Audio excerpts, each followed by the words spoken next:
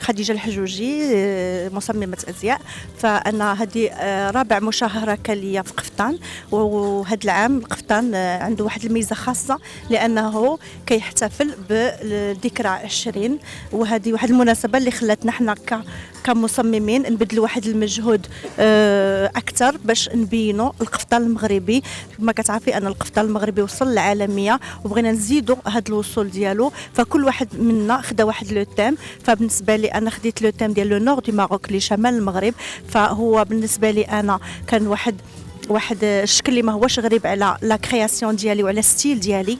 ودوزيامون بغيت نشوف القفطان المغربي ديال زمان، لما عملت ابحاث وبغيت نشوف القفطان المغربي ديال زمان وما بغيناش نغيروه باش نبقاو في الاصاله ديالنا. بالنسبه لي انا كان واحد الاثواب اللي هي ملي كتشوف فيها كتوحي لك انها من الاثواب القديمه، بحال بن شريف، بحال البهجه، بحال دنياجات، ولكن هي اثواب خفيفه اللي هي عندها واحد الاسم خاص.